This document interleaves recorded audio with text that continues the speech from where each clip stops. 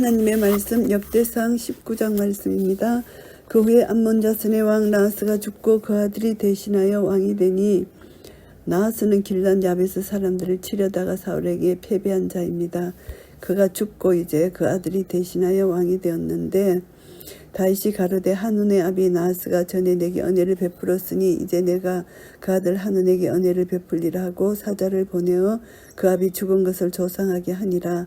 다윗의 신복들이 암몬 자손의 땅에 이르러 한눈에게 나아가 조상하며 나하스가 전에 다윗에게 은혜를 베풀었다는 것은 아마 다윗이 사울왕에게 쫓겨다닐 때 사울왕에게 패한 바 있는 나하스가 다윗의 입장을 동정해서 피할 길을 열어주어서 도움을 줬다, 이것을 알 수가 있고요. 이제 그 암몬 자손의 방백들이 한눈에게 구합니다. 왕은 다윗이 조문사를 보낸 것이 양의 부친을 공경함인 줄로 여기시나이까? 그 신복이 왕에게 나온 것이 이 땅을 엿보고 탐지하여 함락시키고자 함이 아니니까. 암몬의 방백들은 다윗 왕의 호의를 자기들을 정복하는 업무로 오해하고 있습니다. 그렇게 오해할 수 있는 것은 그 당시 다윗 왕이 많은 이웃 나라들을 이제 전쟁에서 승리로 이끌었기 때문에 다윗의 소문이 쫙 퍼져 있었던 것이죠.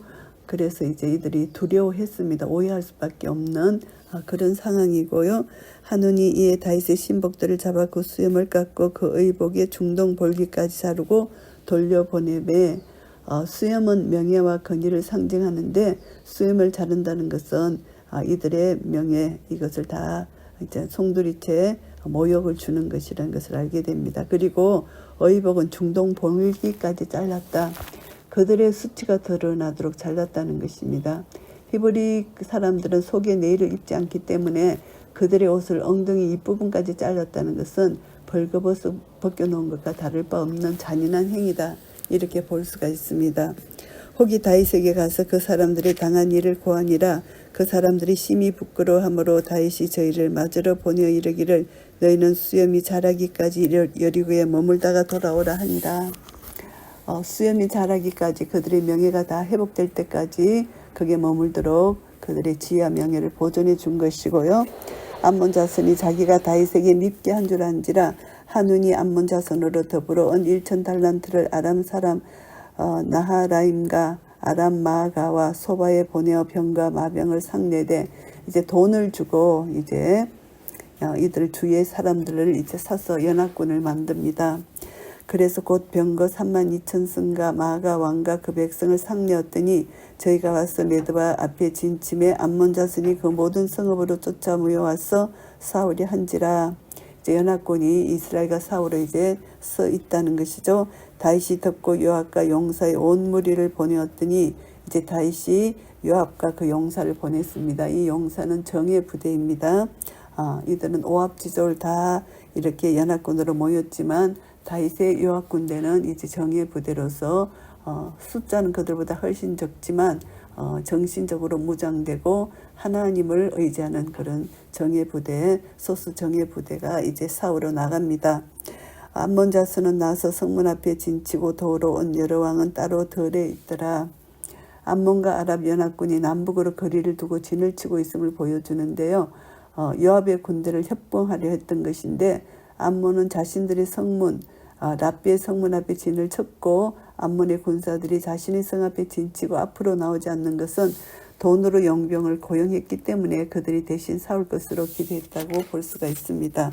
요압이 앞뒤에 친 적진을 보고 이스라엘 뺀 자 중에서 또 빼서 아랍 사람을 대하여 진치고 그 남은 무리는 그 아우 아비새의 수하에 붙여 암몬 자손을 대하여 진치게 하고 요압은 이제 1군은 아우 아비새에게 맡기고 암몬 자손에 대하여 진치게 하고 또 아람 연합군과 암몬 군대를 비교해 볼 때 아람 연합군이 훨씬 강한 군대였기 때문에 먼저 아람 연합군을 물리쳐야 할 필요성이 있었던 것이고요.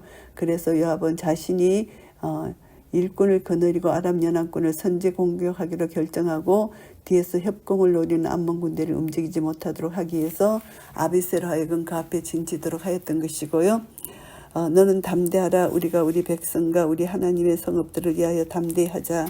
여호와께서 선히 여기시는 대로 행하기를 원하노라. 가로되 만일 아람 사람이 나보다 강하면 내가 나를 돕고 만일 암몬 자손이 너보다 강하면 내가 너를 도우리라. 너는 담대하라. 우리가 우리 백성과 우리 하나님의 성읍들을 위하여 담대하자.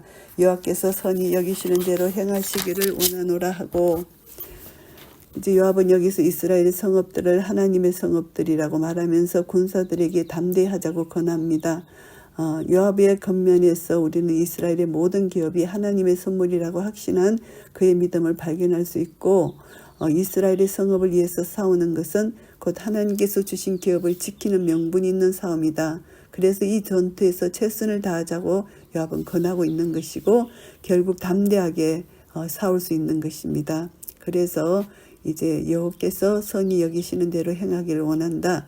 하나님의 성읍이 제약된 이방인의 손에 들어가지 않고 지켜지는 것이 하나님의 선이라고 생각하는 것입니다. 그래서 이 마음을 가지고 전쟁을 치렀을 때 하나님은 이스라엘을 도와주셨다고 볼 수가 있고요. 요압과 그 종자가 싸우려고 아람 사람 앞에 나아가니 저희가 그 앞에서 도망하고, 이제 아람 연합군의 패주는 당연한 것입니다. 왜냐하면 그들은 처음부터 명분 없는 싸움에 임하고 있었고 여러 나라의 군대가 함께 섞여 있었기 때문에 서로 선봉에 나서려 하지 않았고, 이에 반해서 요압의 정예 부대는 사기 충전이 있었고 또 하나님의 성읍을 위한 명분과 목적이 있는 분명한 싸움이 있기 때문에 승리할 수 있었던 것이고요. 아무리 숫자가 많을지라도 단합된 작은 숫자에 비할 수 없다는 교훈을 받게 됩니다. 그래서 하나님 앞에서 담대한 선한 싸움을 싸우는 자는 반드시 승리한다는 사실을 깨닫게 되고요. 암몬 자손은 아람 사람의 도망함을 보고 저희도 요압의 아우 아비새 앞에서 도망하여 성으로 들어간지라. 이에 요압이 예루살렘으로 돌아오니라.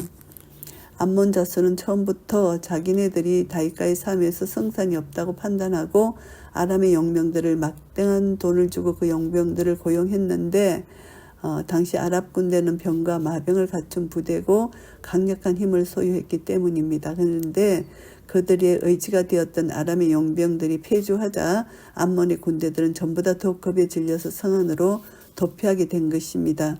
그런데 요압이 예루살렘으로 돌아온 이유는 이것은 왜 그러냐 하면은 라빠성은 소수의 병력으로 정복하기 어려운 경관 요새고 이때에 전쟁하기가 합당치 않는 겨울 우기가 닥쳤기 때문이라고 볼 수가 있고요. 아람 사람이 자기가 이스라엘 앞에서 패하였음을 보고 사자를 보내어 강 건너편에 있는 아람 사람을 불러내니 하닷 에셀의 군대 장관 소박이 저희를 거느린지라. 강 건너편은 유브라데 강 건너편 동쪽 북쪽 이것을 가리키는데, 여기서 강 건너편에 있는 아람 사람들을 부른 것은 언젠가는 또다시 침공해 올 가능성이 있는 다윗의 세력을 두려워한 나머지 아람 족속에게 특사를 파견한 것이고, 그러나 강 건너편에 있는 아랍 사람들을 소집한 것은 암몬의 특사들이 아닌 것으로 추측되고요. 그리고 이제 하닷에살은 지난번 메드바 전투에서 실추된 자신의 권위를 회복하기 위해서 스스로 유브라테스강 건너편에 있는 사람들까지도 소집했던 것이고, 그런데 이들 모두는 하닷의 세력에 조공을 바치는 소바에 속한 속국의 백성들이었기 때문에 소집하기가 비교적 쉬웠을 것입니다. 소바왕 하닷에세는 당시 유브라테스강 유역, 곧 메소포타미아 지역까지 영향력을 행사하고 있었음을 볼 수가 있고요. 하닷에셀의 군대 장관 소박에 대해서는 그가 다윗과의 전투에서 전사했다는 사실에는 성경에 기록된 바가 없는 것이고요. 혹이 다윗에게 고함해 다윗이 온 이스라엘을 모으고 요단을 건너 아람 사람에게 이르러 저희를 향하여 진을 치니라. 다윗이 아람 사람을 향하여 진을 치매 저희가 다윗으로 더불어 싸우더니, 온 이스라엘을 모았다는 것은 이스라엘 전역에서 국민병을 소집했다는 의미입니다. 다윗이 전과 같이 요압의 정예 부대만으로 대처하지 않고 국민병을 전국에서 소집하였던 것이고요. 하닷에셀의 군대가 전과 같이 정신적으로 해이해져 있지 않고 반대로 자신들이 국가의 명예를 위해 정신적으로 무장된 강한 군대였기 때문에 그에 대해서 적절히 대처해야 했기 때문입니다. 아람 사람에게 이르러 저희를 향하여 진을 쳤다 이렇게 말하고요. 아람 사람이 이스라엘 앞에서 도망한지라. 다윗이 아람 병거 7,000성의 군사와 보병 4만을 죽이고 또 군대 장관 소박을 죽임에 결국 다윗이 승리하게 되는 것이고, 하다레셀의 신복이 자기가 이스라엘 앞에서 패하였음을 보고 다윗으로 더불어 합친하여 섬기고 이후로는 아람 사람이 암몬 자손 돕기를 싫어하니라. 하다레셀의 신하들을 의미하는 말이 아니고 그에게 조공을 바치던 하다레셀의 속국들을 의미하는 말입니다. 이 하다레셀의 신복이, 그래서 여기서 신복들 중에는 속국의 왕들도 함께 포함되어 있는데요.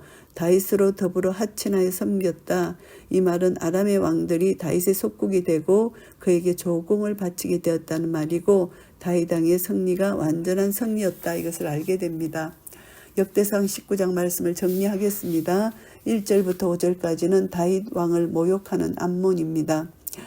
다윗 왕의 후기 성전 사실을 언급하기에 앞서서 이처럼 전쟁의 발발 언의를 기술하고 있는데, 지난날의 친분을 기억해서 한운 왕의 장례식에 사제를 보내는데 우정언인 행인데, 의심 많은 방배들의 말만 듣고 다윗 왕의 사절들을 잔혹한 욕을 보이는 이 어리석은 왕의 모습, 그리고 이제 돌아오는 사절들에게 여리고에 머무르라고 명하는 다윗 왕의 적절한 조치에 대해서 말씀하고 있습니다. 다윗의 이런 우정을 이 한우는 이제 이것을 의심하고 오해했기 때문에 이스라엘을 견제하려는 마음에서 사절단은 이렇게 수치를 줬고, 이것으로 인하여 이제 전쟁이 시작되는 것이고요. 6절부터 15절까지는 암몬과 아람의 연합군을 물리친 요압 장군입니다. 전쟁의 진행 과정을 기술하고 있는데, 다윗의 사절단에게 모욕을 준 자신의 행위에 대해 두려움을 느낀 암몬 왕 한운이 용병을 구하고 아랍과의 연합군을 조직하지만 이스라엘의 요압 장군에 의해서 도망하는 장면을 기록하고 있습니다. 암몬이 다윗과 대전하려고 아람 족속들에게 도움을 청해 연합군을 구성하자 이에 대한 이스라엘에서는 요압 장군을 중심해서 그의 정예 부대를 파견하는 장면입니다. 양편의 진을 친 대적에게 효과적인 공격을 함으로 승리를 거두는 요압의 정예 부대의 활약을 그렸습니다. 여기서 보시면은 이들이 자기들의 잘못을 알고 이제 전쟁이 일어날 것을 이들이 알고 이제 연합군을 모집하게 되고요. 결국은 전쟁을 치르게 됩니다. 그런데 이제 요압이 승리할 수 있었던 것은 하나님을 의지한 믿음의 결과라고 볼 수가 있습니다. 요압은 이제 먼저 그의 대적들에게 이제 절대 이 하나님이 주신 땅을 빼앗기면 안 된다, 그렇게 하면서 군대 부대의 사람들에게 이렇게 이제 하나님을 의지하라고, 하나님이 주신 것을 절대 빼앗기지 말라고 정신무장을 시킨 것이고요. 그래서 나라를 위해서 목숨까지도 바칠 각오가 되어 있는 이 정예 부대와 또 이제 연합군들의 싸움은 당연히 정신력으로 무장된 이스라엘이 이길 것이고, 그것보다 더 하나님께서 먼저 그들의 편이 되어 주셔서 하나님께서 승리로 이끌어 주셨기 때문이라는 것을 알 수 있습니다. 그래서 이것을 보면은 이스라엘의 승리는 하나님이 주신 승리고, 그리고 하나님을 철저히 의지했는 결과라는 것을 알 수가 있고요. 16절부터 19절까지는 아람 연합군을 격파하는 다윗 왕입니다. 지난번에 패배를 설욕하기 위해서 많은 군대를 동원하여 내려온 아람의 연합군에 대한 기술이고, 이에 총력전으로 맞서 대승을 거두는 다윗 왕의 모습을 언급했습니다. 사실 당시 시리아 지역에 강대한 영향력을 발휘했던 아람 소바가 이제 이번 전투에서 거듭패함으로써 이제 요르단 그리고 시리아의 통치권은 명실상부하게 다윗에게 속하게 된 것이고, 다윗은 팔레스타인을 통과하는 국제무역 통로를 모두 장악하게 되었고, 솔로몬 당시 경제적 풍요의 미끄러움으로 작용했고요. 이스라엘을 대적하려 했던 암몬과 아람의 연합 세력은 결국 실패하고 말았고, 그들의 행위는 악을 추구하는 것이고, 그들은 하나님의 군대를 멸절하기 위해 모인 사단의 세력에 불과한 것이기 때문에 하나님의 권능이 이들을 완전히 패배시켰고요. 그래서 우리는 이제 하나님 편에 서서 하나님 명예를 위하여 하나님을 사랑하고, 그리고 하나님이 주신 것을 끝까지 지키려고 하는 이 정신, 용병 정신, 이것을 가지고 있으면 항상 어떤 전쟁에도 승리할 수 있다는 것을 알게 됩니다. 그래서 인간이 그 어떤 강력한 능력이라도 하나님의 작은 능력에는 결코 미치지 못한다는 것을 알게 됩니다. 아무리 연합군을 만들고 그들이 철저한 준비를 갖춘다 하더라도 하나님이 허락하지 아니하시면 결코 그들은 승리할 수 없다는 것입니다. 그리고 스스로 연약할지라도 하나님을 완전히 의지할 때 큰 승리의 기쁨을 맛보게 된다는 것을 알게 됩니다.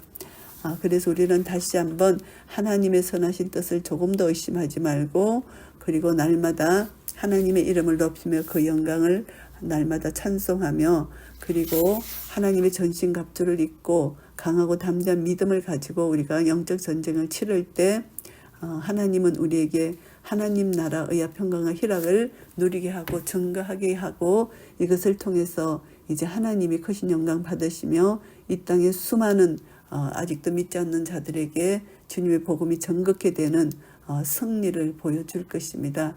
우리가 믿는 자가 이 영적 전쟁에서 승리할 때 분명히 하나님 나라는 확장되고 하나님의 영광이 드러나기 때문에 우리는 이 일을 위해서 날마다 기도하고 말씀 안에 거하고, 내가 그리스도와 함께 십자가에 죽었기 때문에 이제는 내 안에 내가 사는 것이 아니고 예수 그리스도가 사신다는 것을 믿는 믿음 안에서 사는 내 자신을 날마다 발견하고, 그래서 하나님 앞에서 믿음으로 날마다 하나님을 기쁘시게 해드리는 한 분 한 분 되시기를 예수 그리스도 이름으로 축복합니다. 아멘.